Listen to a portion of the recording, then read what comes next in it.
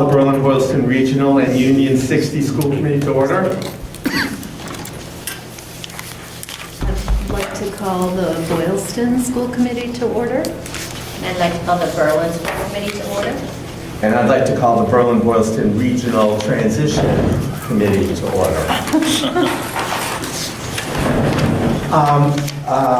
Under public comments, do we have anyone who would like to address the chair? Okay. Bob, do we have any payroll or payable warrants going around tonight? We do. We have a couple. Okay. Good. We'll take care of that. All right, for the Berlin-Boylston Regional School Committee, may I please have a vote to approve the consent agenda? So moved. Seconded? Moved and seconded. Any discussion? All in favor? Aye. For Berlin, do I have a motion to approve the consent agenda? So moved. Second. All in favor? Aye. For the Boylston School Committee, could I have a vote and second to Second. approve? Any discussion? All those in favor? Aye. Okay, page one. Yeah.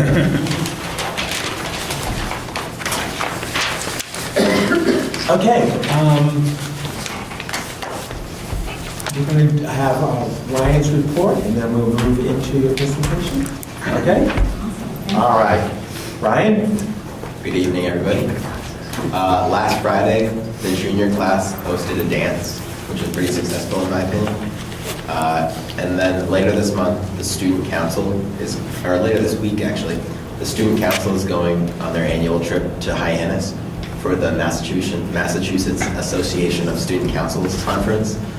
And we're going Wednesday through Friday, and a few of our students, including myself, are running workshops there. Also, next Wednesday, the 13th, there's a professional hypnotist coming to perform a show at 7 p.m. That's a fundraiser for my class. And after that, spring sports will start on the 18th, and will be on the home stretch. Interim reports also came out, I think, a few days ago, if I'm not mistaken. Other than that, not too much is happening. We're at a bit of like a calm spot in between sports seasons. And then in April, the second annual Teacher Family Feud is going to be happening, April 24th. Ms. Sequeira and Mr. Swenson are involved. They're on opposite teams though. Thank you. Sure. Anyone have any questions or comments for Ryan? What workshop are you going to be running? We're running like a communication workshop that sort of focuses, it's sort of like a game where we distract a bunch of people while they try and talk about something. And it teaches the importance of good communication. Sounds like a good job. Good teacher from. Did you get invited to a workshop, or did you propose? Yeah, our advisors asked us if anybody wanted to do a workshop, and me and my friend volunteered, and we got it. Excellent. That's great. Excellent. All right, anything else for Ryan? All right. Enjoy the lull between sports seasons. Okay, next up, we have a presentation on a combined learning trip to Martinique and Guadeloupe in 2020.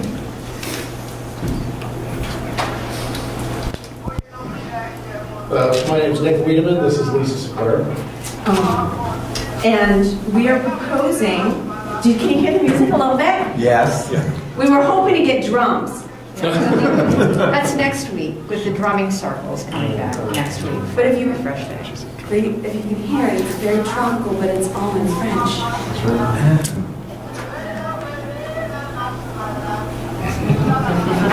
Okay, well, that's playing, and we're gonna do this.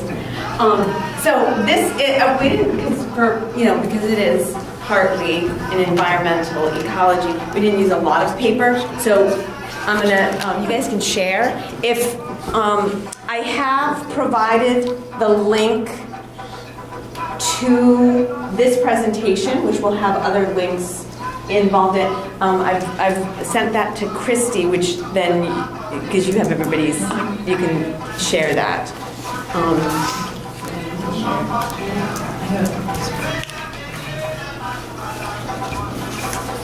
So Lisa, Christy, did you share that link with us? Oh, great, We all awesome. have the PowerPoint? There's another one that's something. I totally, I know. Oh, yeah, and then there's another one. There's two There's two. packets in there.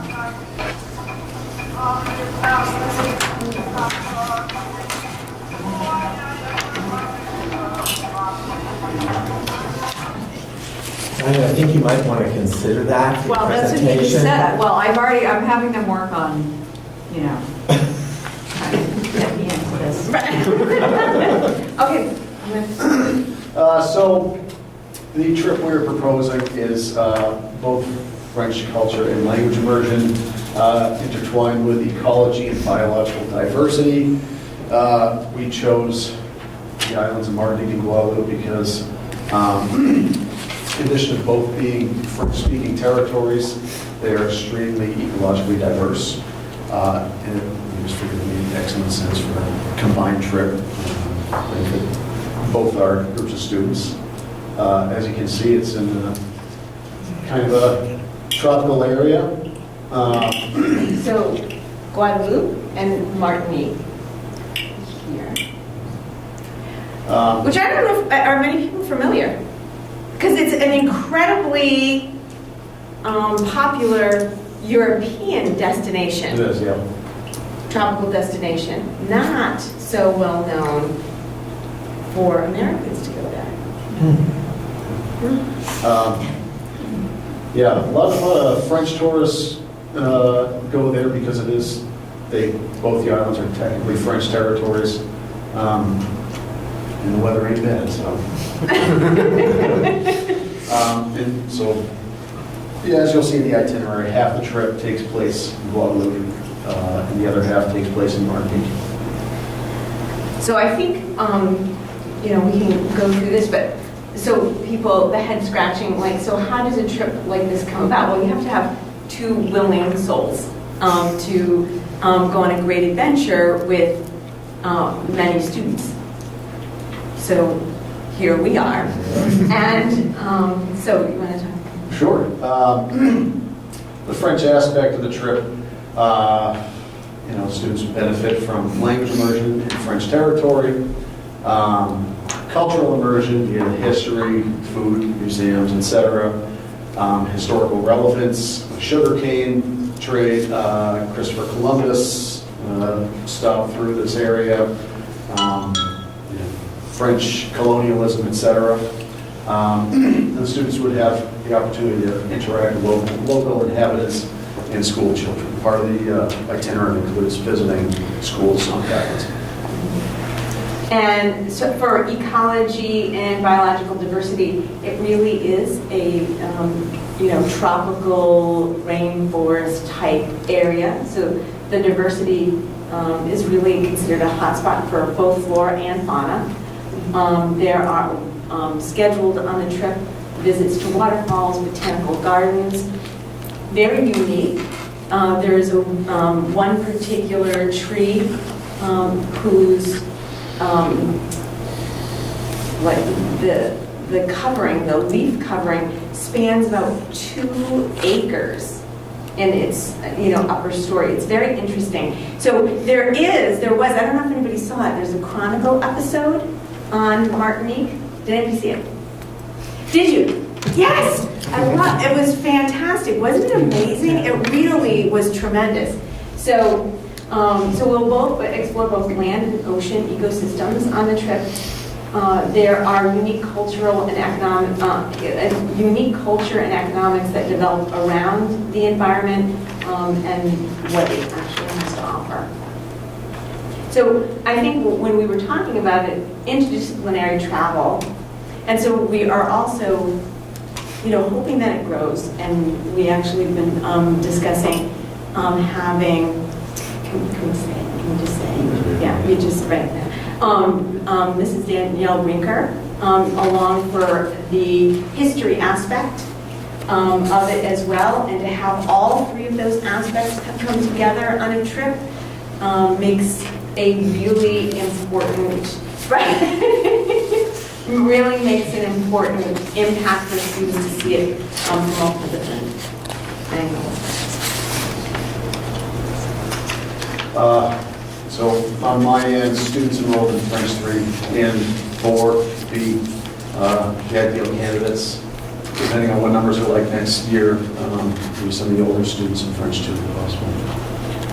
I would first be inviting students who are enrolled in AP Bio.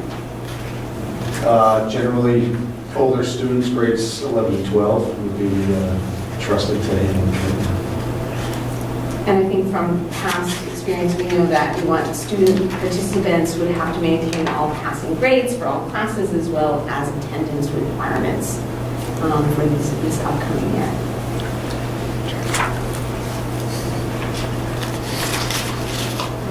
These are people we've reached out to who have worked with Four Winds Travel, a specific company, who have organized trips with them over the years.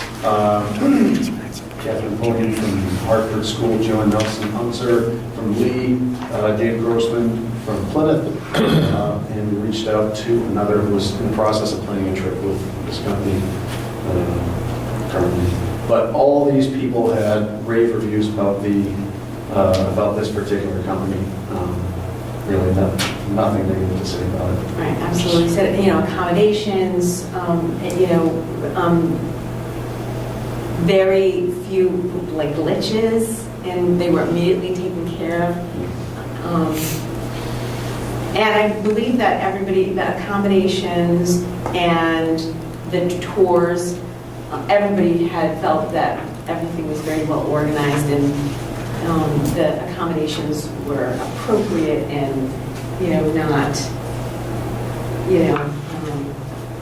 they were more, I guess, premier accommodations as opposed to, worrying about if there were bed bugs or such. Gross. I mean, those are really things, honestly, really, those are the things you want to know. My kid's going to be going, are they going to be going someplace where, you don't want to bring home things like that, that's gross. You know what I mean? So we want to go with a company that has a tradition of setting up trips that are suitable. Any of those references actually took this tour to Martinique? I don't believe any of those references did, no. No, they were overseas, but they were not this particular trip. If you go on to this link here, brings you to, they have international, they have within the United States, they have immersion tours, they have service learning tours. They've been in business since 1994 for over 20 years. They're out of Jericho, New York, which is on Long Island. And so there are they offer many different trips. They have links to blogs on their website too. They did just complete a trip to Borneo, I think. Which was, so the travel blog is a great resource. So they're mid-April, there appears a trip to Paris, March of the part 2 of the Borneo trip. So Teachers Lead 2018, so this is last year. So the Teachers Lead of Borneo, Expedition to Borneo. So there's 2 parts of that blog. So you can see Madrid, Italy, and then kind of relatively local Appalachian trip. So there's a lot of good information on that site. Lori, you have questions? Yes. I love the interdisciplinary part of this. I love it when our school does this kind of thing. We've been having conversations in the policy subcommittee about equity and affordability, and how do we deal with that when we offer trips? And this, it looks like it's 2,000, not including flights. So we're probably going to approach 3,000 for the cost. How do we deal with the fact that there are haves and have-nots in that scenario? People who can afford it and people who can't? Maybe people who would love to go, but they're not going to be able to swing that. So with that question in mind, because I've been involved in trips in the past, and there have been students from, the haves and have-nots who've attended. And because of the programming in how they how they set up payment plans, oftentimes the students are capable, because it's usually a year, we start making payments close to a year in advance, that they actually can, get a job and, pay increments. So if they're really passionate about it, they can work really hard. And that's what I did. I would consider, have gone to school and have been a have-not. I didn't go on any trips other than self-funded trips. My parents were not able to. So I understand from that point of view. But if you're really that passionate about something, you work really hard to get there. And I believe that that's important. And I believe that that is, something, and there will be people, I had lots of friends who had parents that paid for their college and everything. I had to do all of that myself. And it's a lesson. And I think having it spread over a longer period of time gives that more option. We can certainly, try to run some fundraising, but fundraising is it has to offset everybody, so it's going to offset everybody. So I think just having the opportunity. I know it doesn't, I probably don't sound really politically correct, but I really and truly came from the have-not end. And so. But is he talking about a payment of $300 a month, maybe? I mean, that's not inconsequential for a student working after school to be able to come up with that. So, but I get your point. I don't necessarily argue with that. Right. The cost of this trip also is, I don't want to say negotiable, but this is just a itinerary that they put together for us. They made it very clear, this company made very clear that if there are certain things that we want to change about the itinerary, might offset the cost a little bit. But that's something to consider, I suppose. And it also depends on, how many students, right now this is for 2, cage, chaperones. Other adults would, who would, like to attend. I mean, it all plays into the cost, that type of thing. So to keep it cost effective, there's decisions to be made. And, it could be, the flight could be 700, so it's like 2,700. I know the other trips have been upwards of a little over 3,000. Go ahead, Angela, you go first. I would just say, is there a maximum number of students? I mean, I understand your target student populations you're going for, but if you need, are you going to open it up to the whole school if you don't meet the numbers you're going for? Or are you really going to limit it to juniors, seniors, AP Bio, and the French, maybe 2, 3, and 4? Yeah, we'll limit it to upperclassmen. What's the number of students you would be able to handle on this kind of a trip or that you're shooting for? I guess it depends on the number of chaperones, but you have a better idea of what would be a comfortable level per chaperone? A comfortable number per chaperone is, 10. So I think that, there have always been other adults to come on the trips in every trip that we've taken.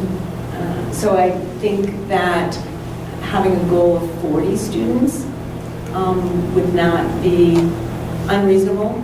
I think that's happened in the past. We've exceeded that. I think we've had much smaller trips, and we've had trips over 50.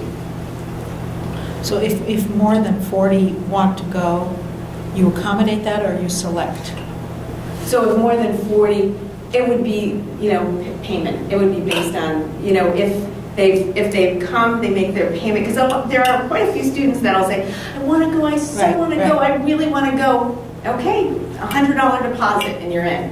Okay. If you fit these criteria and give me $100 by, March 30th, so that's how you go. I'm trying to picture whether you anticipate needing to select students if they're more than what you want to bring along. No, I don't anticipate that. And it usually comes down to money. It really and truly comes down, it really does, to who's going to pay the money first. So let's take your scenario of 40 students. You said there are 2 chaperones. The costs are covered as a result of the trip. You mentioned there'd be you 2. And you would then be in a position of having to recruit 2 more chaperones if there were 40? So, absolutely. And they would be paying chaperones, correct? Mhm. Okay. And so there's that detail. What happens when they all come back? What's the product or well, product's not the right word, but you know what I mean? Like, what's the outcome? Is it strictly experiential, or is there something that goes on here when they come back to school that enriches the school? On my end, I would base lesson plans around this trip, and kind of construct a unit around the trip. So, leading up to the trip, students would learn about historical aspects of the islands and stuff like that, French aspect, the French influence. And then after the trip, theoretically, they would have some kind of capstone assessment, adding together what they learned before and what they learned while they were there, on my end. It would depend on how many students were able to participate.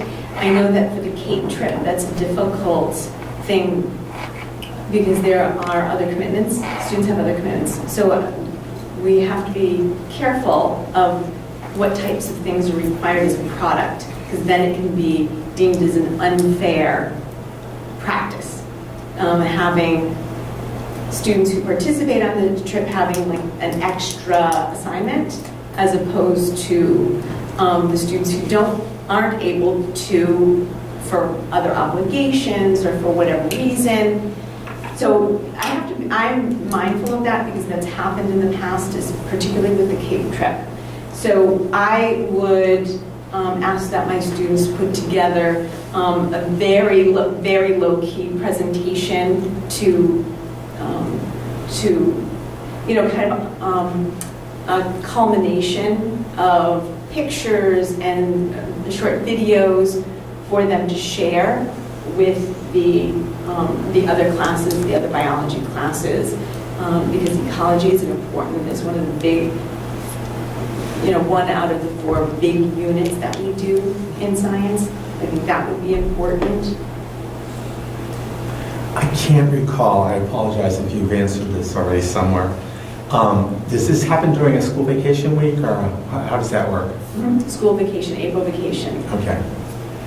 I'm sure you had that somewhere, I just can't remember.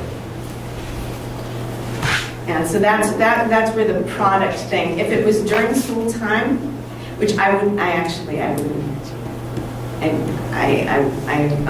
probably would never do that myself, to take, like, I wouldn't go take time from my teaching to do that. Because of the content I teach, and it's all based around high stakes exams. So that's why the product piece of it, because it's on a vacation time, that's why, you know, I'm kind of guarded about the product piece of it. To follow up on what I thought you were asking, in part, what are they, I guess I'm trying to grapple with whether this is an experiential trip, because when I read the description, it sounds like a trip that we might plan for ourselves. Yeah. You know, see lots of different things, botanical gardens and so on. Or whether there are, in tandem, specific learning goals that you're going after in this trip that relate specifically to French and science and/or history learning outcomes at all? Well, I was just saying, I mean, the goal always in my French classes is trying to, you know, immerse the kids in the language as much as possible. And just from past experience, the only way to truly grasp a language is to be really immersed in, you know, a native-speaking country. Okay. So as far as, you know, learning French goes, this is like the best thing they could, you know, this would be the best thing they could ask for. But, you know, historical perspective also, seeing the French influence on the islands too, you know, I think those would be valuable components. But French immersion just be, I guess, the top priority, you know. Okay. And be held to a certain standard as far as speaking French while they're on the trip. and for biology, it's really, I mean, it's an environment that's completely unique and different than the environment that we live in. So you can talk about diversity, you can talk about adaptations, you can talk about evolution, you can show pictures in a textbook, but to be amongst it, to actually see it happening, is a very different experience.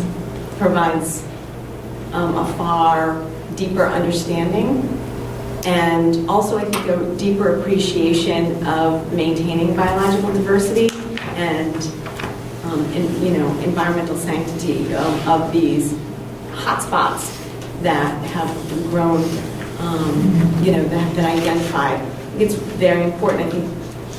So in both the biology curriculum and the AP biology curriculum, they are, you know, they focus, the curriculums have identified and focused on ecology as a primary unit. And we talk about biomes, and we talk about we live in this biome. So I think it's, you know, an important experience. Anyone else have any questions for our presenters? This is the company, is that what they do? Yes. They work for, help schools go to different places? That's it, that's all I have.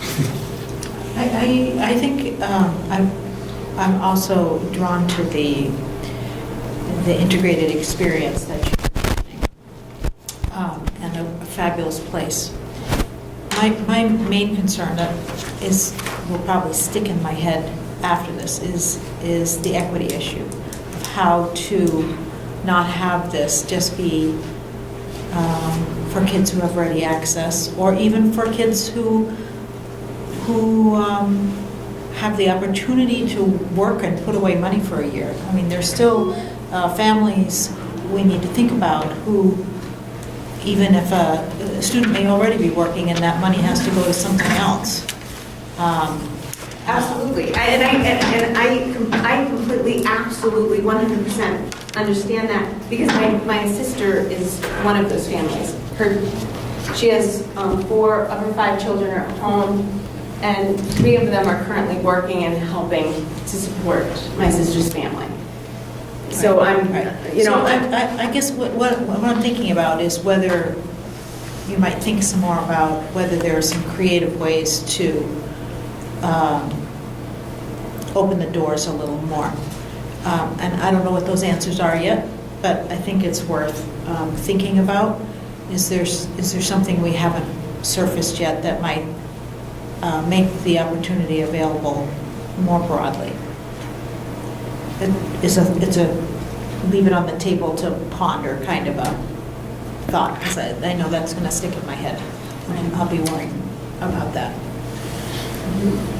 It's interesting, I know that on previous trips, we have had students who, not only have done the work and have gotten the job, et cetera, but they have also, we've had students actually, forego their cell phones for a period of time. That money that their parents would have spent on the cell phone, they put it into an account.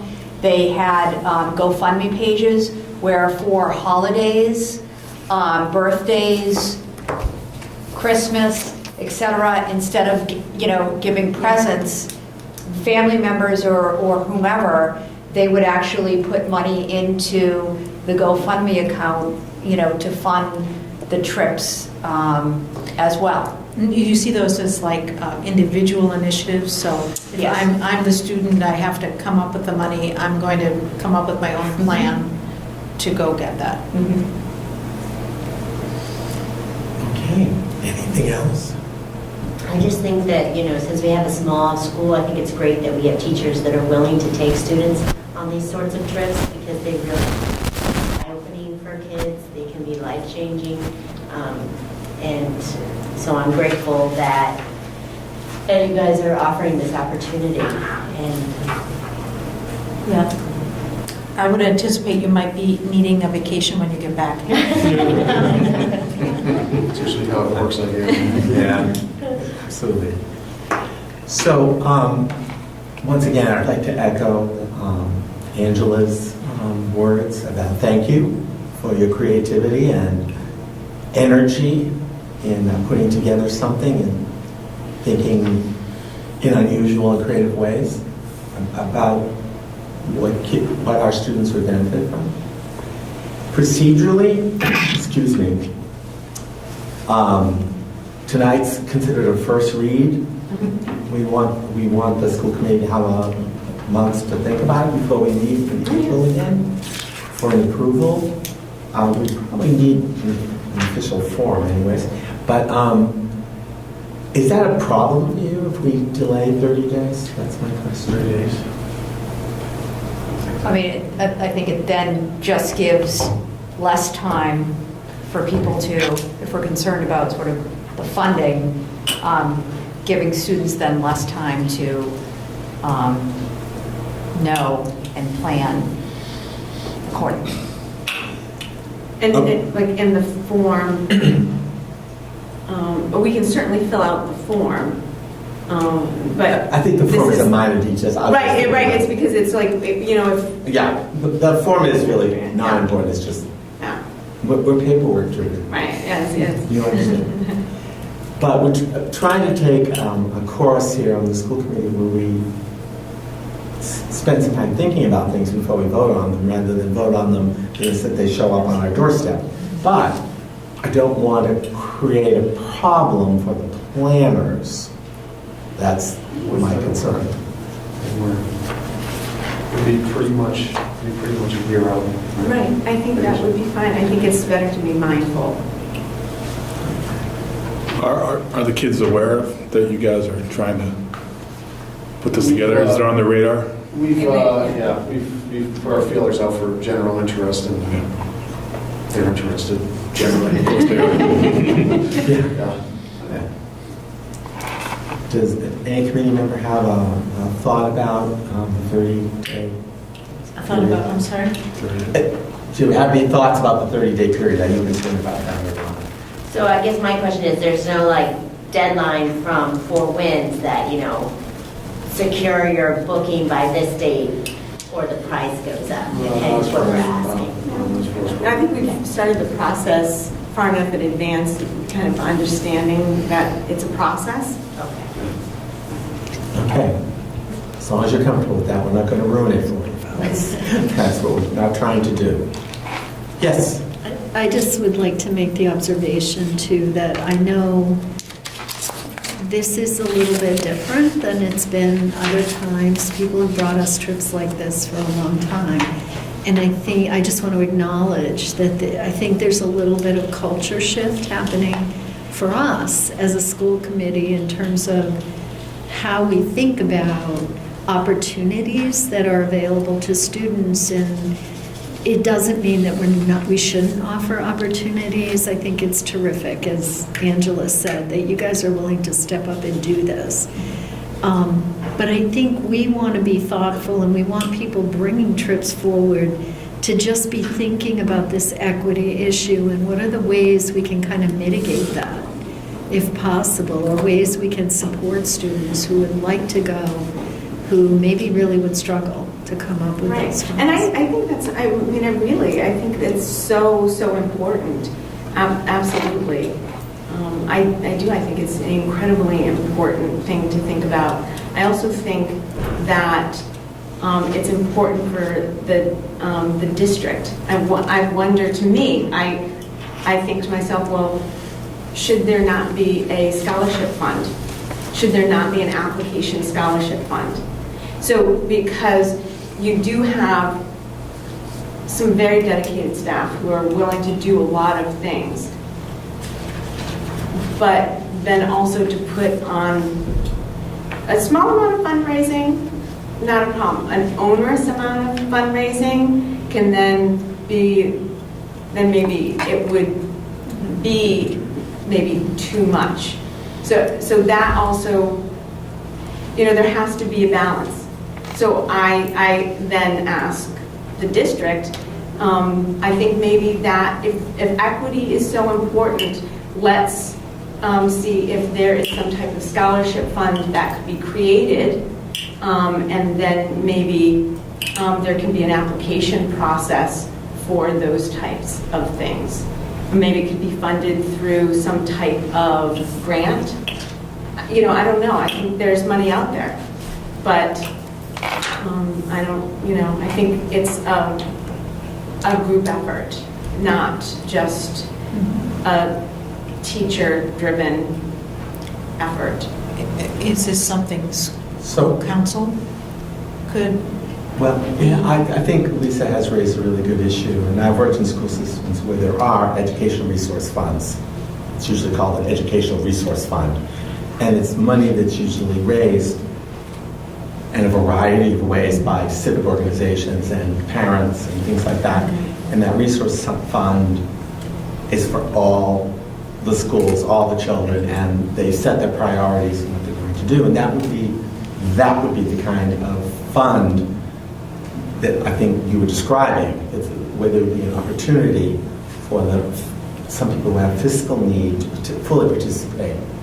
So I think that's a really smart observation, and I think it's perhaps something we should talk about sometime. It would have to be pretty soon if we're going to. Well, I don't know if we're going to get that done before this, but I think it's a long term. I think for a long term, and really, if you all have skin in the game for this equity piece, I think that absolutely that's something that needs to be brought to the table. Because I've paid for students myself for trips that we've taken.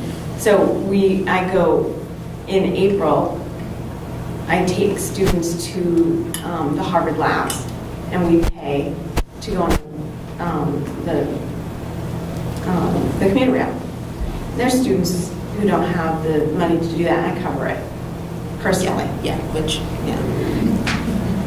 This has been a very excellent presentation. Thank you. I have And one, excellent conversation. one silly question.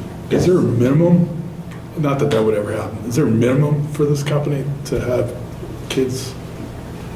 Minimum. I can't see that you're not going to get a lot of kids that want to do it. but Minimum number of students. That in order for this trip to happen.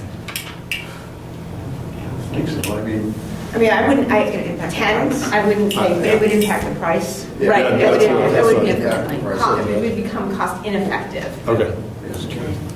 I just want to finish the thought that I had. I know the student council could take something like developing workshops for students to learn how to, or talk with students who have done some of the strategies that you were putting up in pages and things like that, so that students can help students kind of carve some new pathways. It seems like something that student council type of group or other groups might be good at. Yeah, it's a good idea. Okay. Well, thank you. Yeah, thank you. Thank you so much. Lisa Thank you very and much. Nicholas. Okay. Jeff, I see nothing under your name. Do you have something? Nothing to report. Nothing to It's been a slow couple of days. Did you see a great science lesson today? Apparently, he's not going to report on that. I'm going to keep it to myself. Okay, Bob. So my report was posted to the Google Share Drive, and so there's just a brief update on the window film and timeline. We're going to be having them in April vacation to do some work, the security film that would go on the windows to prevent them from breaking and being entered through. And there's an update on the Berlin Memorial Boiler, which resulted in a late opening. I don't recall exactly the date anymore. I think it was late the 26th, I believe. So I've kind of outlined the different steps, and with help from our facilities manager, Steve Piscateri. There's a list of corrective actions we've taken. I just have one comment to add. Actually, Susan asked a couple questions and got some clarifying information from Steve that I didn't include in the report, which is the preventative maintenance that we're doing on the pellet boiler is based on an estimated annual usage of 75 tons, which the design engineer that we selected had estimated. We reported this in a previous meeting, but our actual usage is around 125 tons. And the other design engineer, we kind of validated our actual usage based on the other design engineer we had at another school of similar size, so we're comfortable that there's no underlying issue causing us to use more than just the 75 was an erroneous estimate. But based on the additional usage, we should be having more frequent PMs being done. So the 6 preventative maintenance should help with reducing. These incidences seem to be happening right before we're scheduled to have preventive maintenance. That's just what I wanted to add to the report. I don't know if anybody had any questions. You good? You good? Okay. So now we're in the principal's report section, and a reminder that you don't have to read the report to us. But if you'd like to highlight something or add something, feel free to do that, and then committee members can make comments or ask questions. I'd like to make a couple of highlights. I'd like to congratulate our 5 Tohoto students who participated in the Central District concert at Mechanics Hall on January 19th. They were Mitchell Danis, Derek Chase, Jonas Hogan, Josh Cranford, and Jeffrey Wilcox. They all went through a audition period, and they were all selected and performed, so congratulations to those young men for their performances as well. We are entering scheduling season, so we will bring forward changes to probably the next school committee meeting, changes to our program of studies for both the high school and the middle schools. Just a reminder, we schedule the high school first, and then we have about a month in between, and then we begin scheduling the middle school as well. And then during our December faculty meeting, we had a presentation by Parker Terrell who's a gender resource specialist at Children's Friends, and he presented a workshop to all the faculty entitled Youth, Gender, and Sexuality, Our Role as Accomplices. So that began and sparked discussion, and it is part of our district improvement plan and talking about inclusive practices and equity as well. Thank you. Anyone have any questions or observations? Okay, thank you, Diane. Mr. Thompson, I never get to go second.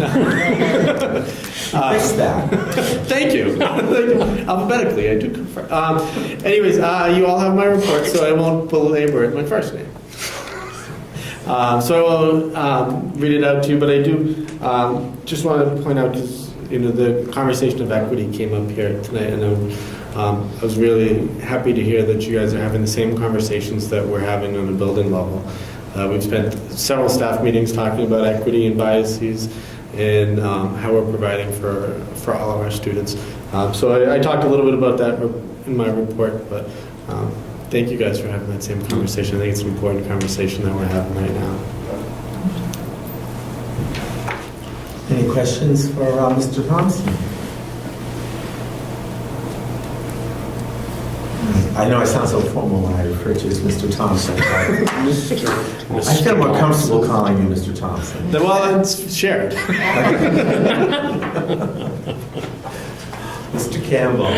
Hi, good evening, everybody. Thanks. I will, in terms of a highlight, pick something just because I don't see a Link representative here. There's a lot of exciting things happening in school, but Link this year kind of took the initiative to run a different kind of fundraiser that really brought a lot of different parts of the school together. It's the Fun Run program through Boosterthon. The kids raised money for running laps in the gym. And it was a week-long program, and there was a different character activity every day that we did at lunchtime, which the kids really enjoyed. But they had a ball at the Fun Run. And the parents who were hoping to raise $5,000. And we all thought, well, that's an ambitious goal.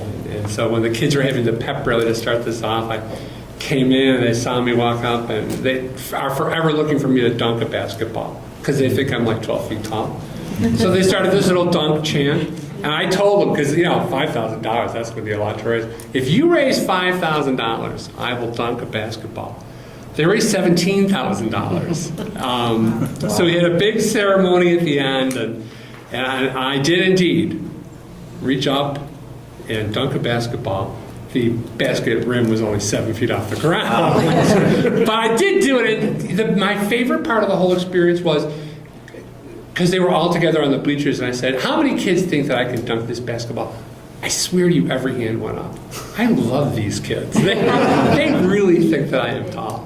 But we had a great time, and it was a great example of how this little community kind of comes together to support school and students, and I was really pleased to see that happen. So. You did say $17,000. Yeah, it's amazing.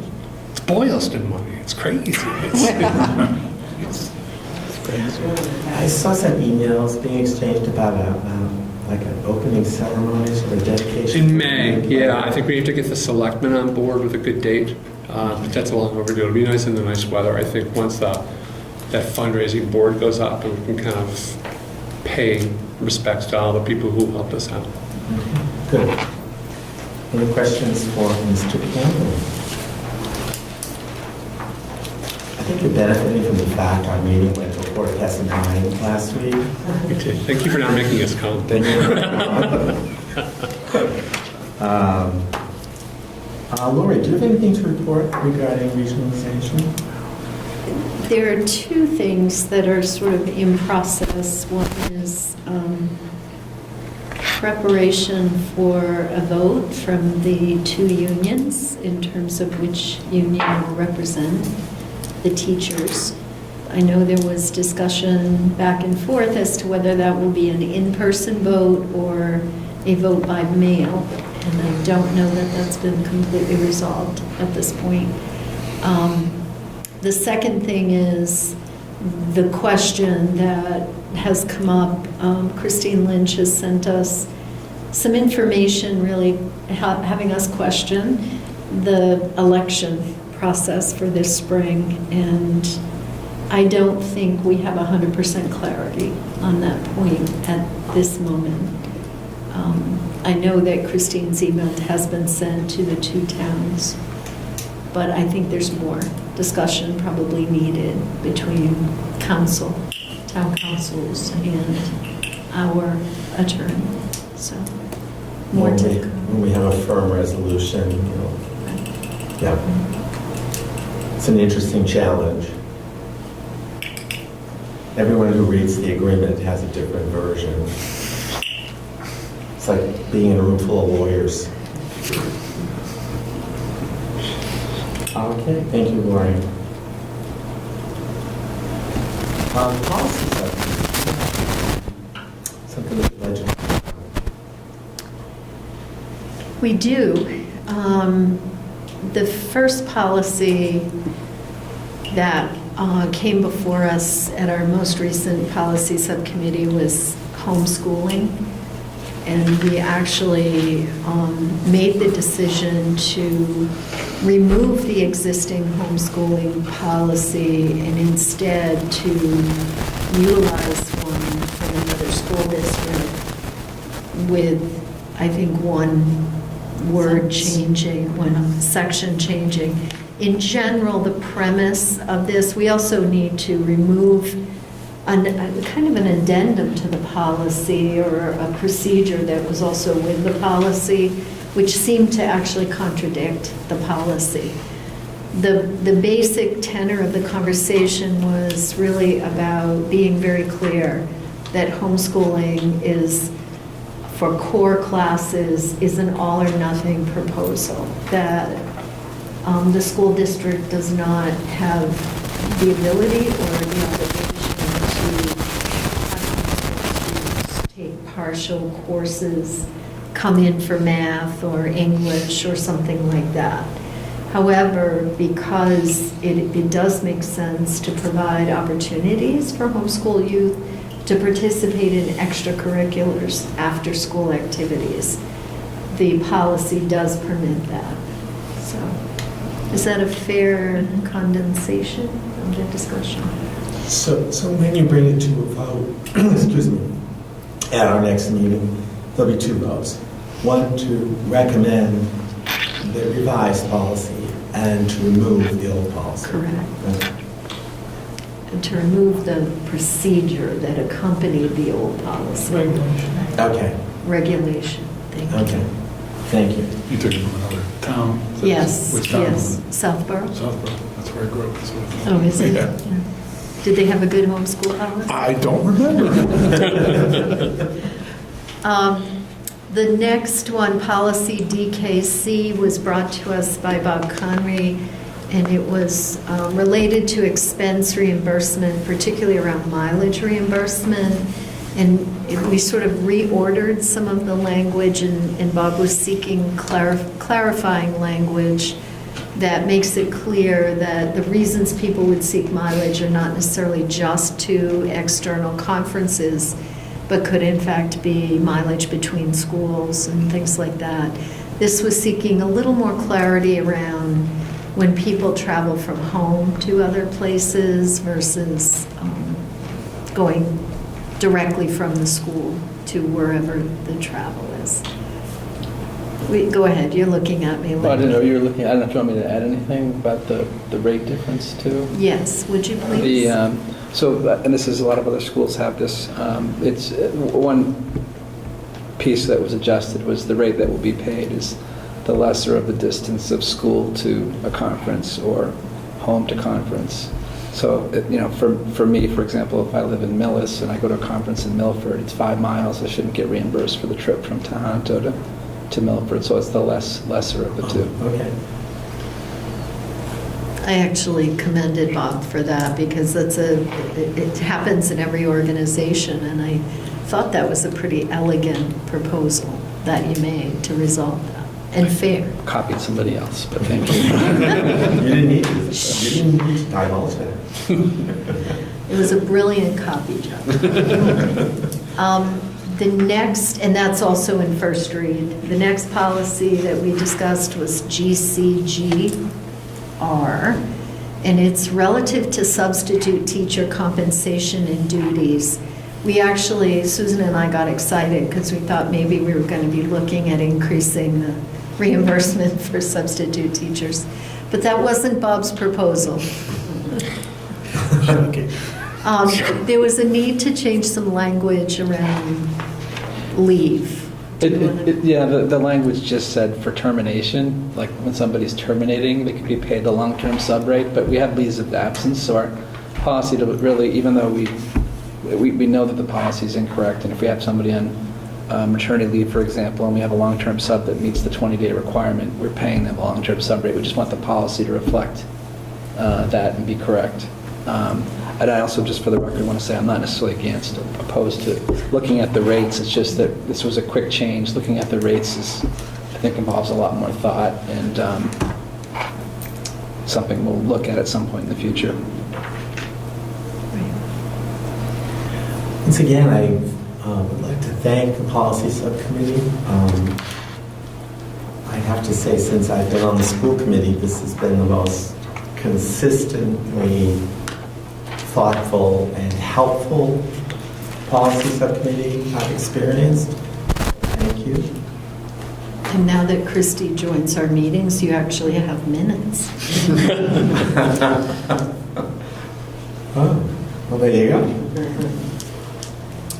Anything from any of the committee members? No? Okay. The ad hoc committee for school committee goals. Anything to report? For our goal, for goal 1, superintendent evaluation, the document that's in the drive is the same document as was there a week ago for a previous meeting, but it has been updated based on Angela's feedback, one small deletion, and then I also just added a table of contents, so it's just easier to navigate the document. So that was sent to you to be shared with Dorothy Presser for the March 19th governance workshop. And I will do that after tonight. Anything else? Any questions?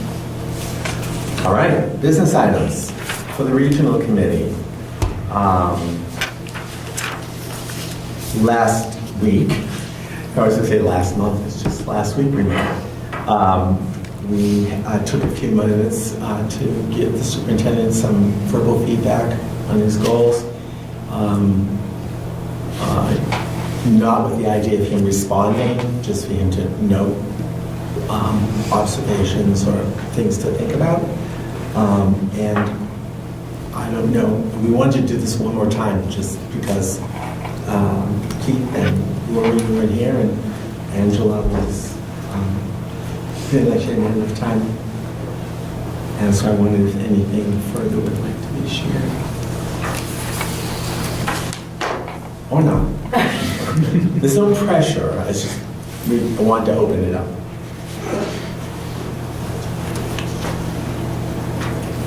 All set, all around? Okay.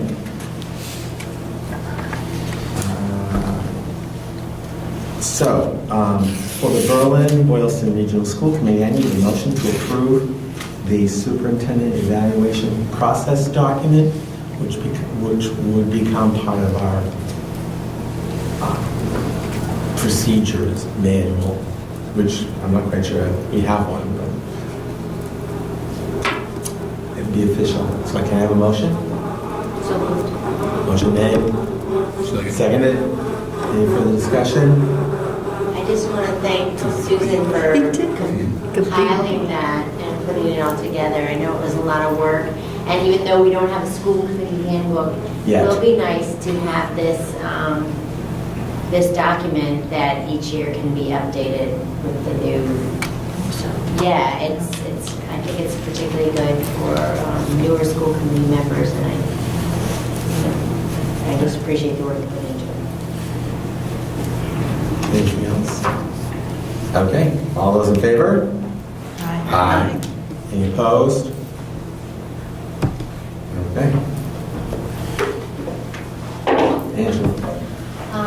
So we need to approve the, I don't know if you're ready to appoint subcommittee members, but the first item is appoint Moses Reed Scholarship Committee members. Each year, we have someone from the school committee. It's been Cliff the last few years, and he has 2 community members that work with him to review the scholarship applications and choose who will receive an award. So what I really need is someone, first of all, who'd like to be appointed to that subcommittee, and it can't be me. So can I elaborate on the description of what the role is? So the school committee representative actually manages the process. The applications come in to the elementary school, and then you collect them.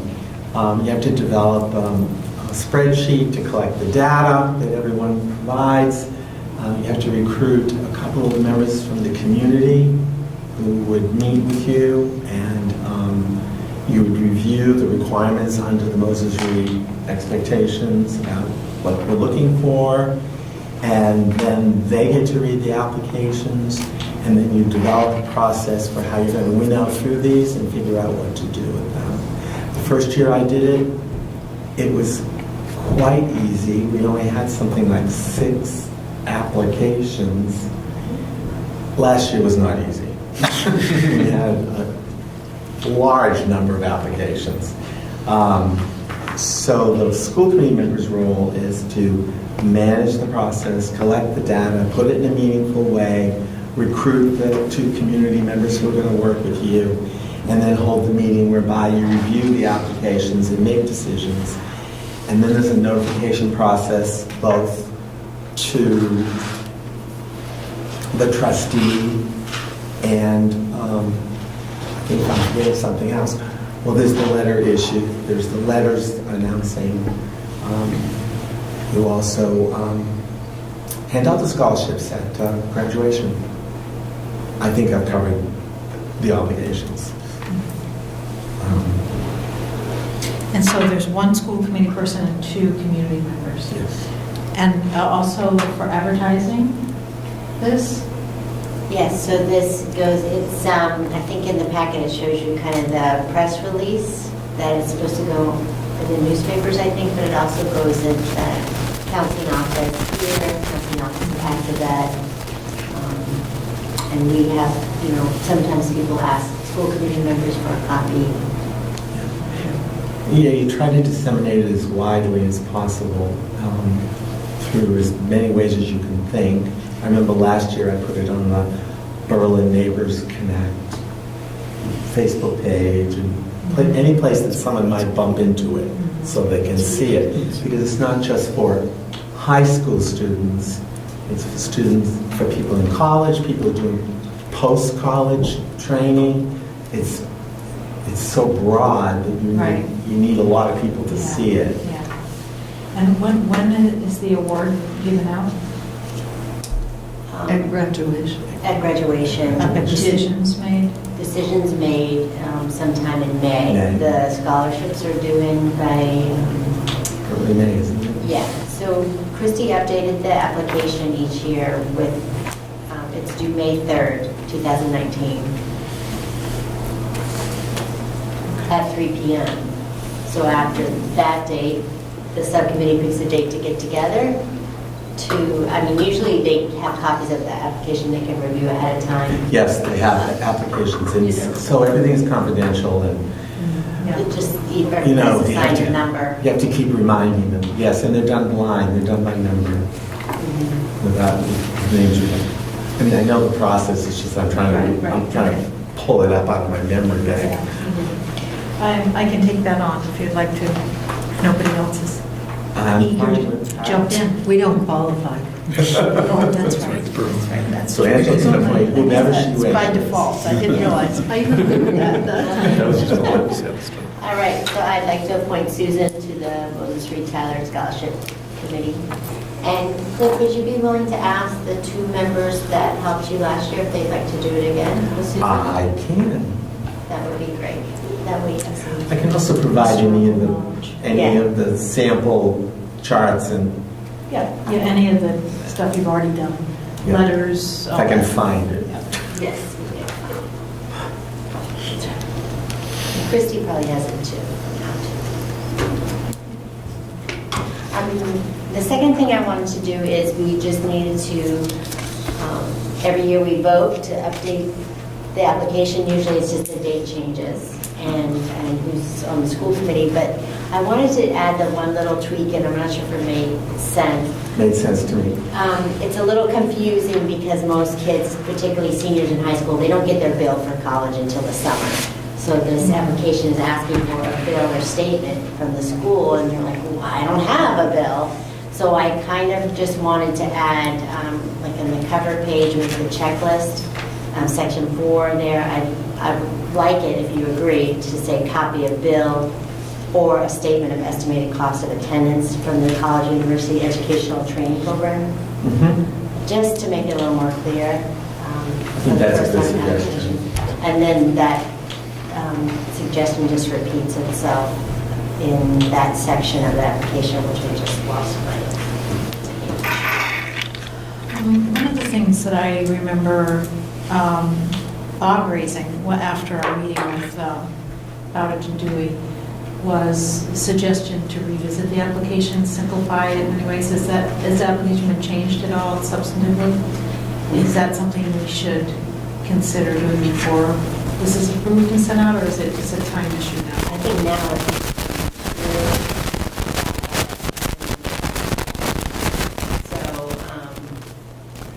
I think that's a time issue. yeah. Get it out and work on it for next year.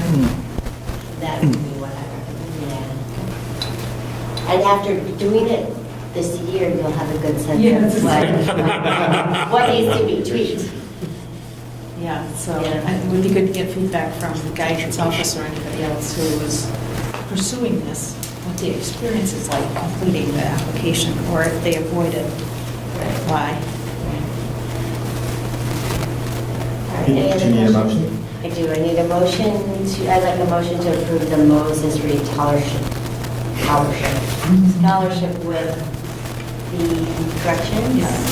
So I'll second. All in favor? let's go. Boylston School Committee, you're up. Okay. Could I have a motion to approve the Boylston School Committee report to the town? Second. No, you make a Oh, sure. motion. Second. All those in favor? Aye. Aye. To approve the Boylston Teachers Contract Extension for 2018-2019. So moved. Second. All those in favor? Aye. Aye. To approve settlement agreement by and between the Boylston School Committee and the Boylston Teachers Association. So moved. Second. Any discussion? Okay, all those in favor? Aye. And to waive the contract bar for the purpose of the upcoming representation election. Could I have a motion to approve that? So moved. I'll second it, and then I will make a comment just to explain that this is necessary. It's us removing a restriction in our contract with teacher associations that allows for the upcoming election. So, okay. So could I have a vote? All in favor? All in favor? Aye. Aye. Okay. Now it's the transition committee, Oh, thank you. just helping you. I appreciate the help. Item number 1 about the trip to Martinique and Guadeloupe, it is a first read, a first presentation, and we'll have it on our agenda April, whatever the date is that we meet, for a vote. We will not be voting on the school calendar tonight. There is something that needs to be amended, changed, modified, whatever you want to call it. We will vote on that at the next meeting as well. We did receive the assistant cook position for first read last time. May I have a motion to approve the position description? So moved? I'll second it. All right, made and seconded. I know a couple of you weren't here last week. Do you want someone to say something about it? I didn't listen to the, no, Okay. All in favor? Aye. Policy JEB, age of entrance.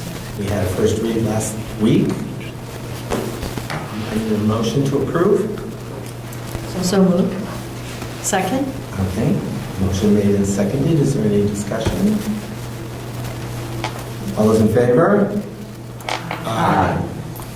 Policy 8DF, wellness. We received it as a first read last week. May I have a motion to approve?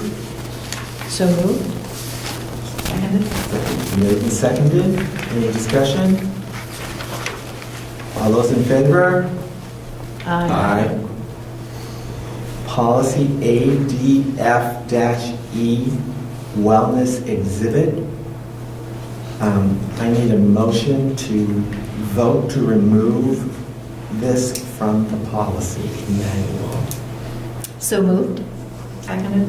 Made and seconded. Is there any further discussion? All those in favor? Aye.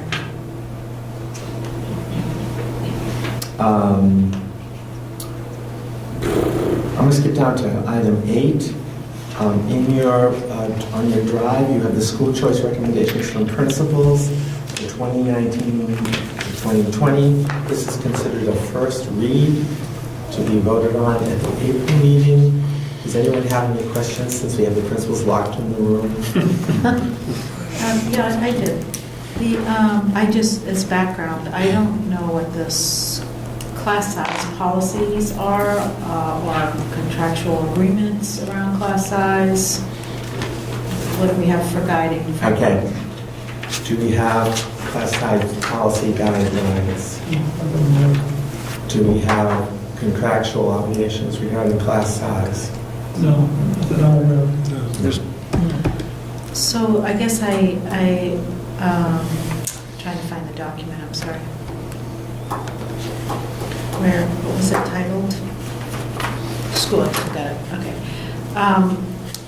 So I'm wondering about the thinking behind 2 sections of, filling out 2 sections of first grade. If I understand this right, in Berlin for 18, it's 9 students per class. Is that correct? No, it's, Berlin? that chart as you're looking at, it's 18 residents. We currently have 4 school choice kids in that class for a total of 22. I see. So that's 11 kids in the class, in each class. Okay. And then we were recommending 2 more. I see. Okay.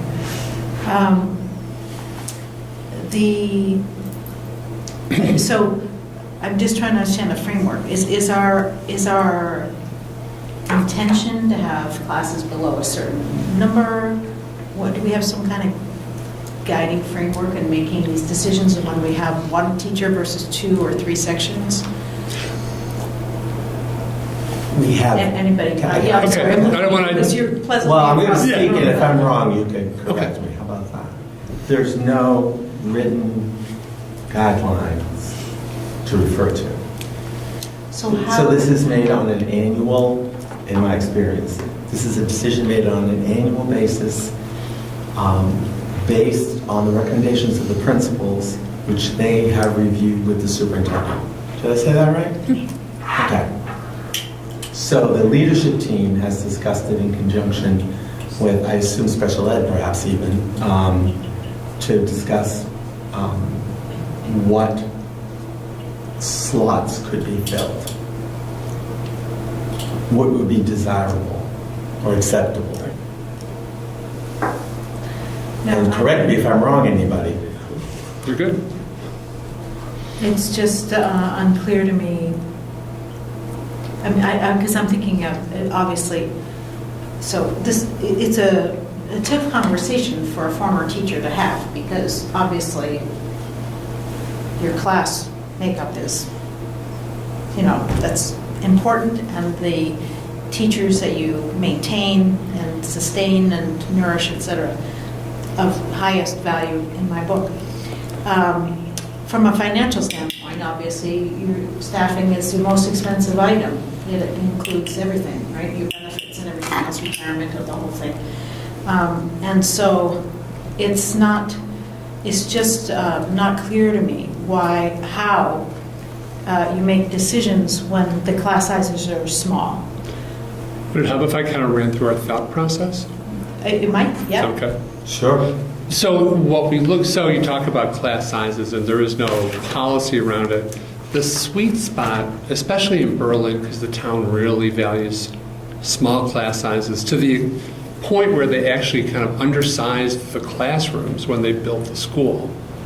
So the sweet spot is between 16 and 18 on the primary level. K2. K2. And then 3-5, you can bump it up a little bit. And you look at 18 to 20, maybe 22. 22 is tight physically, especially with the 4th and 5th graders.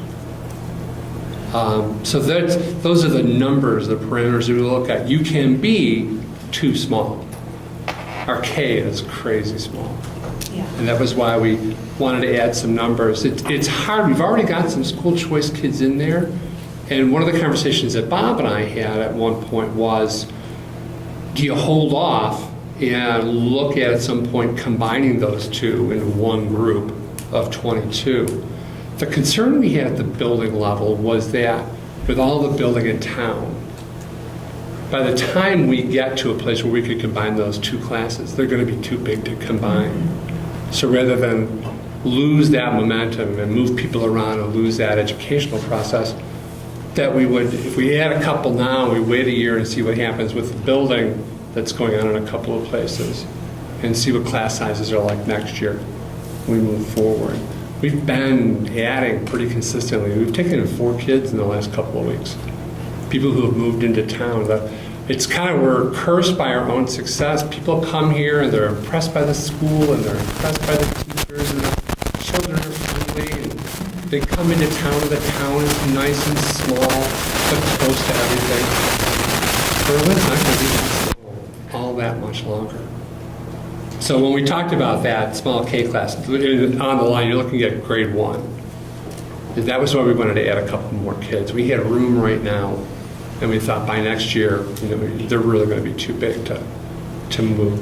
The kindergarten group, on the other hand, the recommendation there is for 4, and that is only because we have 4 requests. That was essentially how we came to that number. It's a nice class size. So just to clarify, when you say the sweet spot, are you talking about educationally or physically the size of those classrooms? Actually, a little bit of both. That's a great question. Physically, the classrooms are smaller. The co-rooms are tiny. Yeah. So you want to keep those numbers down. But standing in front of kids, especially younger kids, that's 16. That's a great number. It's big enough where you don't get little cliques of kids, but small enough where you can still reach everybody. Does the kindergarten classroom, those classrooms also have assistants? They share one. They share one. They share one assistant who goes back and forth. Okay. Jeff?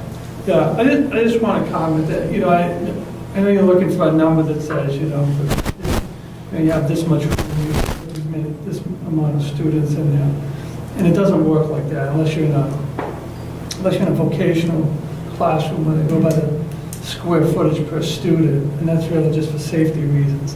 And this seems arbitrary, but it's really not. It's based on principals and teachers' observations throughout the year, how many carers or tutors are in the class, and really educationally, how many you can handle. And like John says, there's really a different, kindergarten class with 18 students is a lot different than a kindergarten class with, like a fifth grade class with 18 students, or a high school class with, 21 students.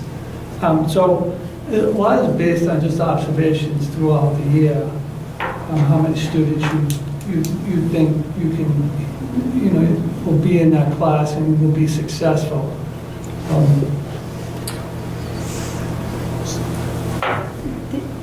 Could I ask some questions about the Boylston? Absolutely. One? If you look at grades 4 and 5, I think there's some math problems.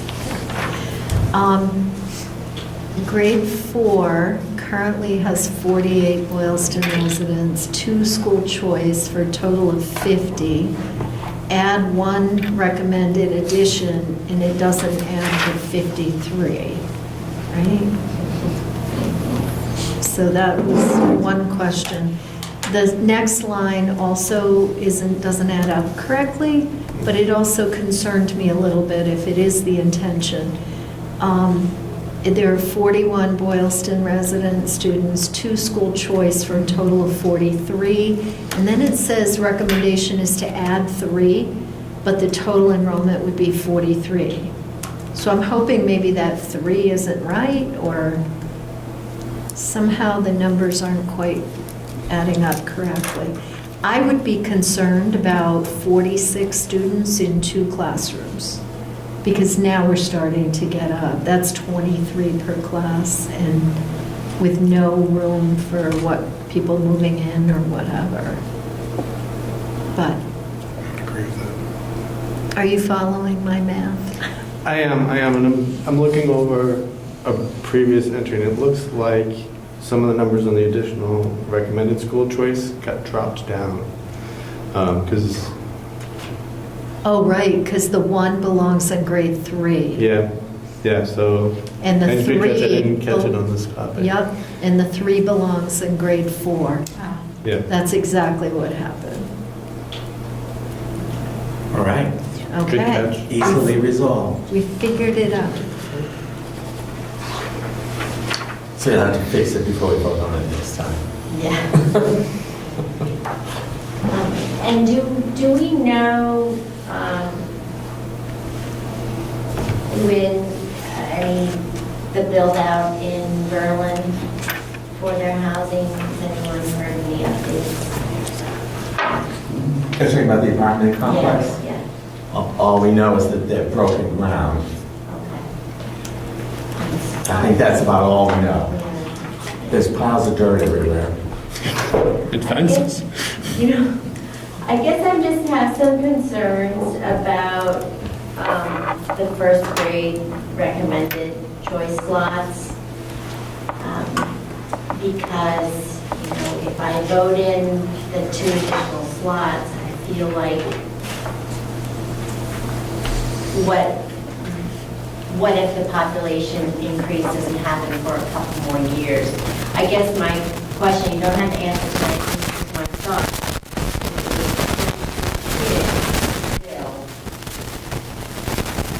In a year after that, as second graders, could they go to 1 class in the second grade class between 2? I don't know what that cohort is like, or is it better class with the dynamics of that particular grade, if it's ideal to have 2 sections? Yeah, whenever you can split them up, it's nice. 11 is Too small. too small. 22 in second grade would be a push.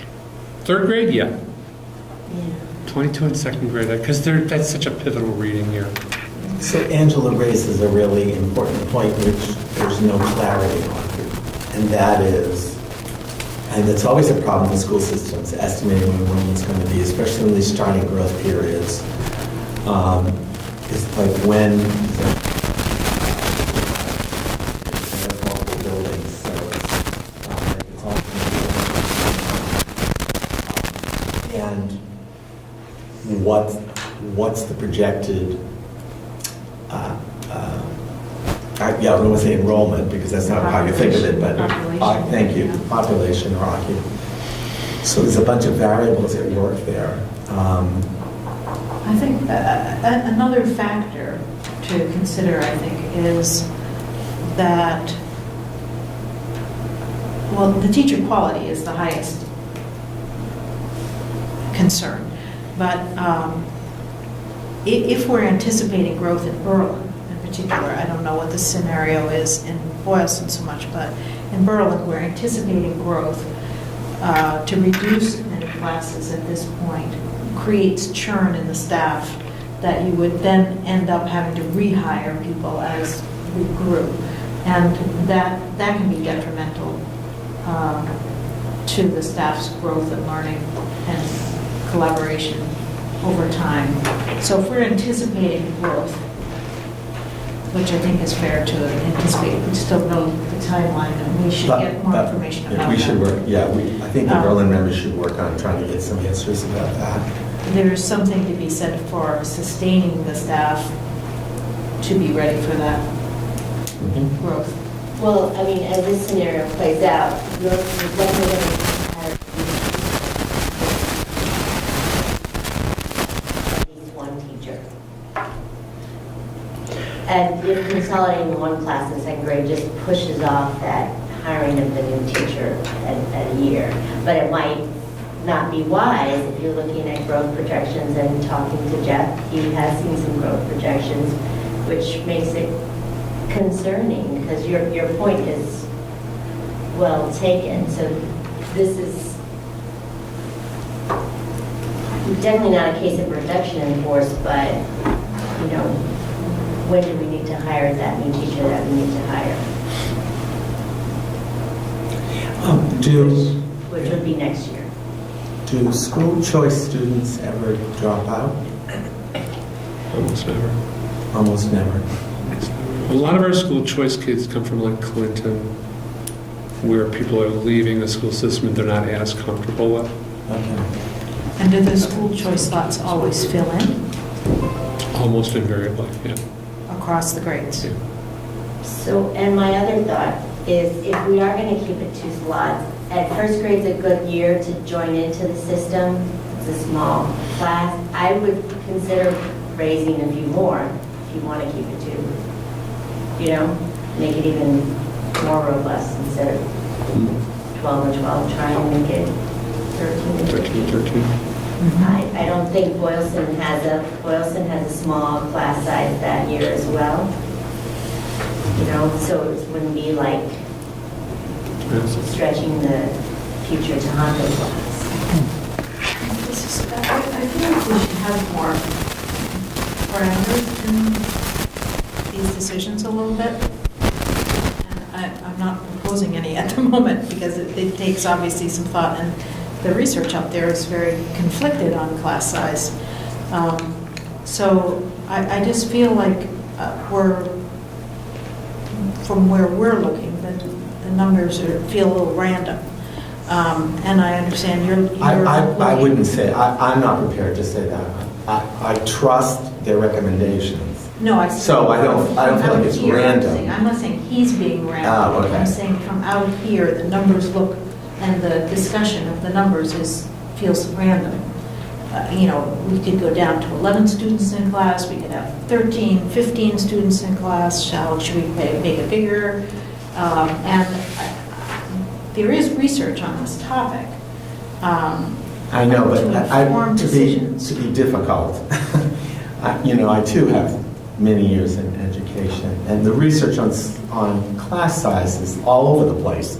For every study I can say that I can find that says a class size of 12 is ideal, I can find ones that say 25 are ideal. I mean, it's not consistent or definitive in my view.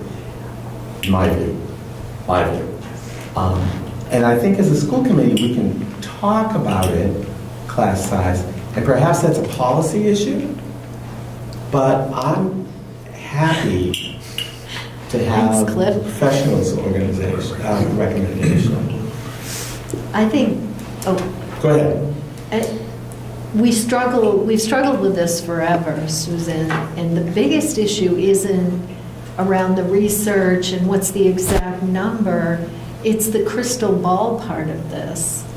there's Does it change over time? Yeah, but we've had years where the recommendations looked very reasonable and very easy to approve, and then we had this crazy influx, right? In first grade or something, we ended up in a really bad situation where we had to try to adjust, and so I think the real challenge is mostly around not being able to predict the future more than it is. I mean, I think philosophically, the school committee has always come at this from a perspective that smaller is better to a point.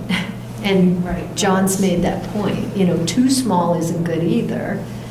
So I think, to echo what Cliff is just saying, I really think we trust the principals in the buildings who are working with this every day to bring us reasonable recommendations.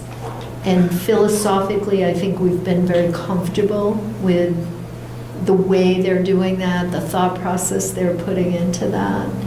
So I think to look for some hard and fast guidance that says this is the class size isn't going to resolve what really happens in this, in terms of not knowing who's going to move in and who's not. Jeff, you had something? Yeah, I'm looking at a couple things. One, the research on class size is conflicted when they try to quantitate it, right? So when they try to say, 26, but when it's a qualitative look at it, it's pretty clear that smaller classes, given everything else equal, smaller classes are going to be better for students than larger classrooms with more students. I think these numbers reflect, I think these numbers are reasonable. Obviously, John knows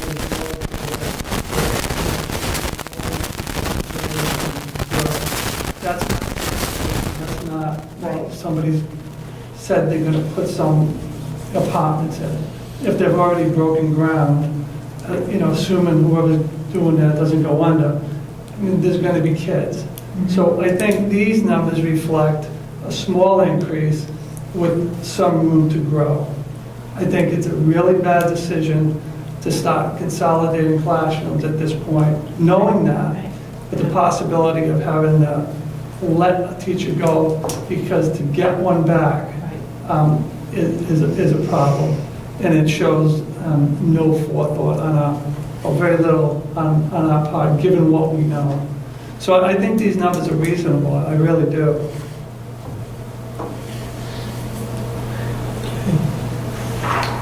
You're back there, so funny. I was like, what are you thinking? Are you plugged in? Is that why you're okay? Okay. Okay, are there any questions on Tohoto? This is how it's escaped. It looks fantastic.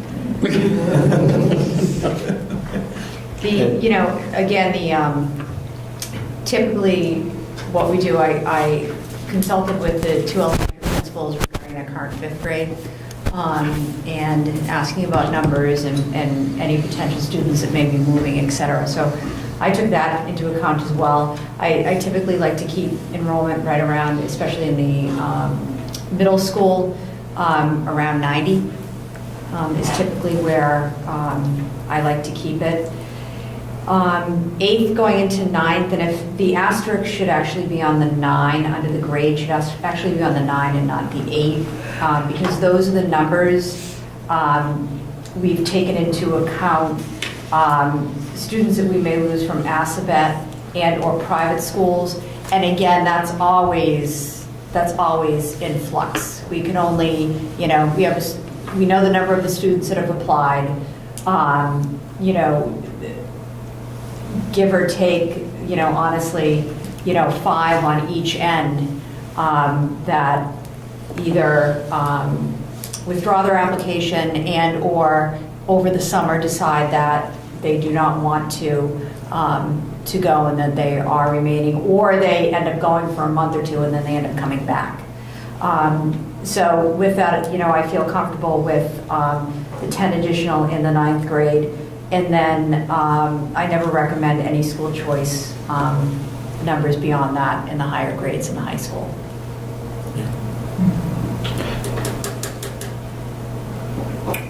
So it's an educated guess, based on history. Based on history.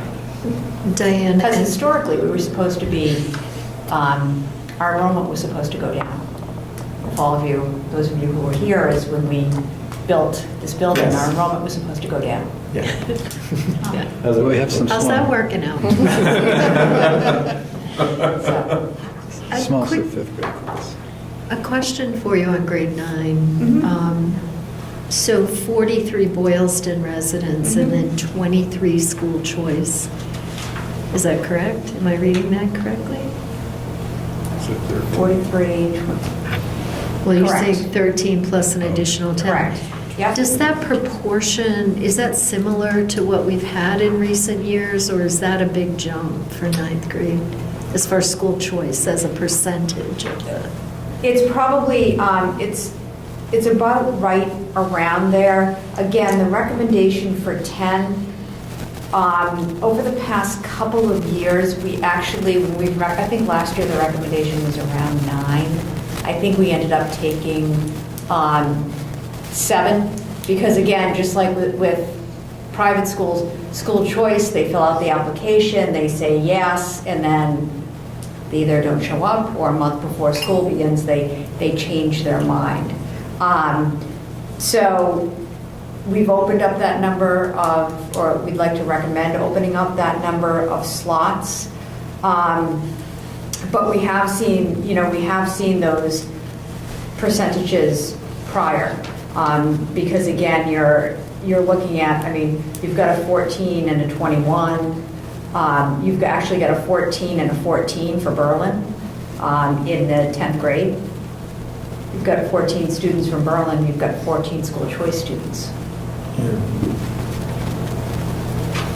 And so that, the numbers are so in flux that it is, it really is difficult to tell. But your goal is to have about 90. In the middle school. And then, what's the goal in the high Make everybody happy. school? We'll take that. It looks like honestly, it looks like yeah, about 80. in the 80s, and I think honestly the goal, and we try to do this with getting the middle school and the school choice in the middle school as well as in the 9th grade, is to have a diverse enough population that it makes it a very fruitful experience for our students. Thank you. Yes, Mr. Superintendent. Just one more thing on that. You know, if this was I want to talk.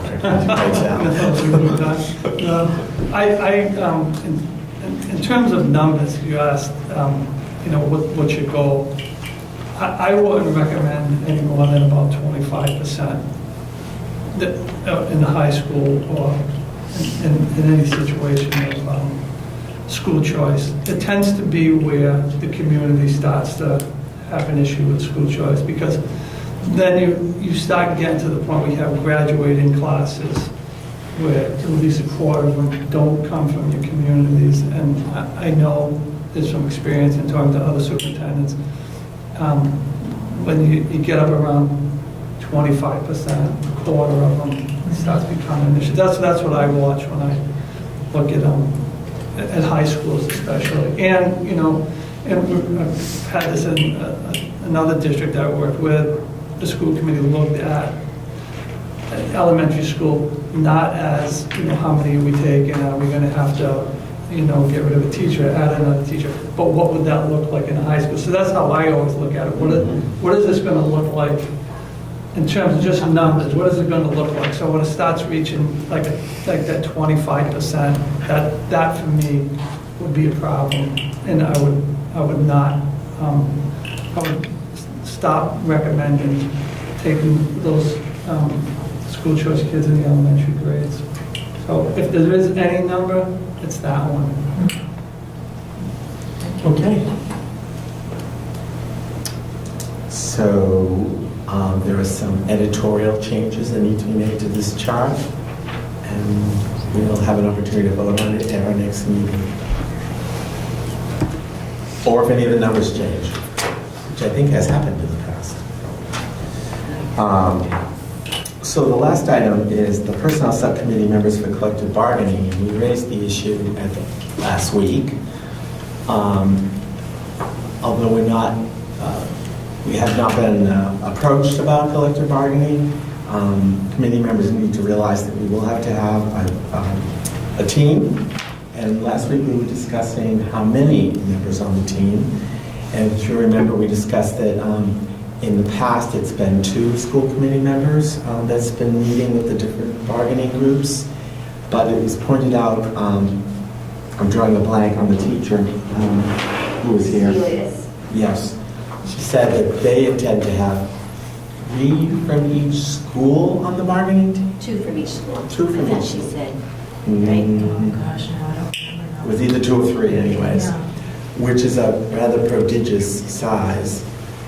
So the idea was raised that perhaps it should be 3 school committee members who would be on the personnel subcommittee. Does that create a problem with a quorum? 4 would be a quorum. Okay. Good question. Thank you for doing that. Yes, 4 would make a quorum, 3 would not. Of course, if they do agree, if they decide to agree to interest-based bargaining, then there's that whole formula around equal representation, which And we would also pull city and town folks. Right, so that might make that change. Was there any conversation about that? No, not to my knowledge. Okay. Not to my knowledge. I'm right about that, the equal representation piece and the interest-based bargaining.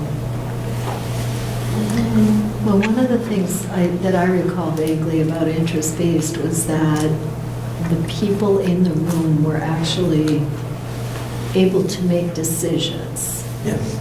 I think it was just the final contract maybe that came back to the school committee. Yes, but I mean, when you're in the room in interest-based bargaining, the number of labor personnel was matched by the number of administrative personnel. Yeah. It was a Yeah, that was one-to-one equal. correlation. Yes, that's correct. Okay, good. I didn't remember that. That's always good to know. So in interest-based bargaining, if there are 6 teachers representing a labor group, there need to be 6 people who represent administration, school committee administration. That's like a rule of the process. So perhaps tonight, rather than a point, it might be a good idea just to, because you and Keith were here last week, to ask about interest in participating. I know Jim said he would be interested in participating. I believe you said you'd be interested in participating. So my memory's not too bad. I would also be interested You would be if it also. didn't create an imbalance. Okay. All right, Keith? I don't think that's my expertise. Okay. Fair enough. When I said that to Angela when I got on the school committee, she ignored me. And I was on the bargaining team. Well, if you need me, I will be there. I know.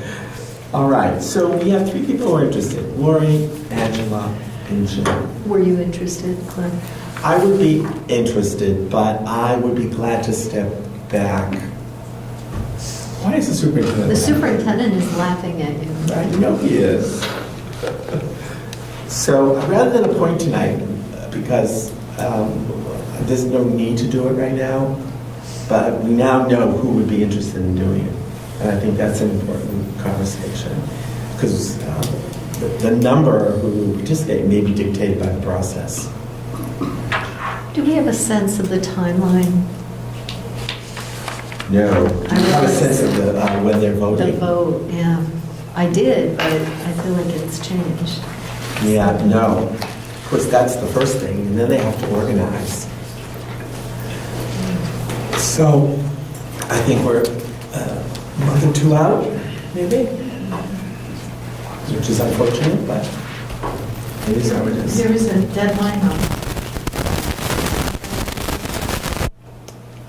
at the end of June, is that correct? Yeah, well, yes, because we have a new school committee starting July 1, and the contract, now whether there's a legal process whereby they can stay on their contracts until such time, I do not know. Because the contracts expire in August. Yeah. Some of them don't they, right? Yeah. Because the agreements are with the school committee, correct? Yes. So theoretically, the school committee doesn't exist after June 30th. I don't know. I don't have any answers, but Confusing right now. Yeah, it is. that's just kind of where we are. We'll give them to you as soon as we have those answers. Maybe we should invite Ross to our next meeting. Oh, we can do that.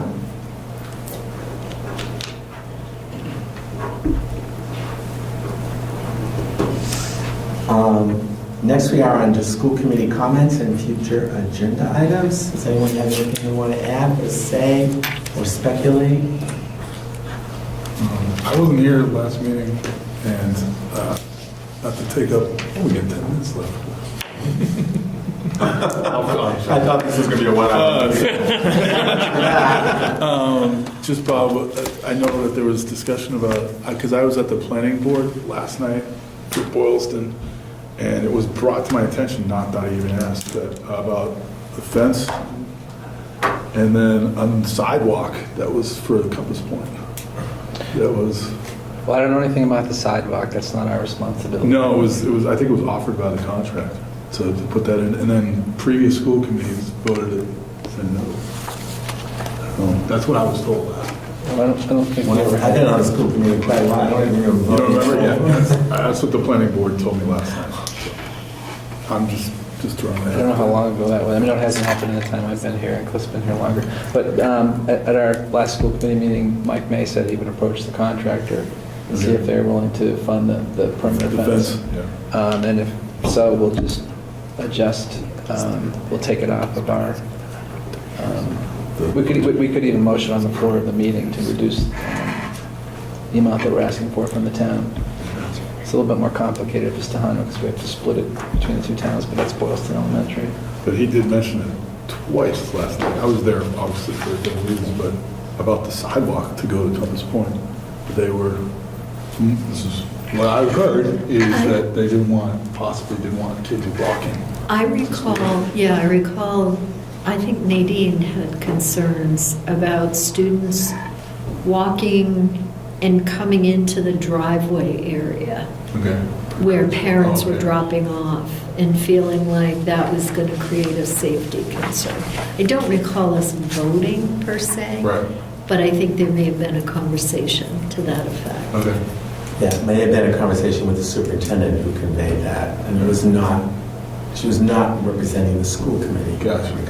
Because they told me the school committee said no. Yeah. It's the first I've ever heard of it, so. Yeah. Sometimes you get things like that. Yeah, I guess so. Yeah. I actually had a conversation recently with someone who said something, and I went, oh, I'm the chairperson of the school committee. Trust me, you never said that. Oh, you are? I'm just wondering if everyone is on the listserv, the school committee listserv for mask. It's kind of like a mask run. I get lots of email from MASC and the regional school group, and This is just kind of like a list, a distribution, like listserv sort of thing. I'm just wondering because it's, we're in a public comment period for the new arts curriculum. I think the comment period goes through April or something. And it's nice because Tracy Novak, one of the field directors for MASC, always sends good, nice updates about certain things like that. So No. I think of you. I'm not getting that. I'm not getting it. I'm not getting that. Oh. So ask Dorothy about that. Yeah, I think you can just go to the Mask website and just sign up to be on the listserv. I get the mail. I'll forward you all. I get the hard copy, Yeah. legislative Yeah. bulletins Yeah, and this things is- like that, but I don't get the email. I don't know if I want to. It's not too bad. Age of Entrance was a hot topic this week and last week. Oh, no, I know, I didn't see that. Okay. Did not see that. Anything else for the good, as they used to say, the good of the order? I'm not that funny, Jeff. All right. I don't know, the good of the order. Okay. May I have a motion from the Berlin-Wilson Regional School Committee to adjourn?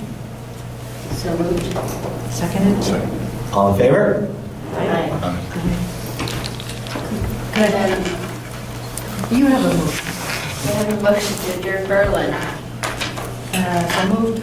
Seconded? All in favor? Aye. Could I have a motion to adjourn the Boylston School Committee? So moved. Second, all in favor? Aye. The Transition Committee, do I have a motion to adjourn? So moved. Second, All in favor? aye. Aye.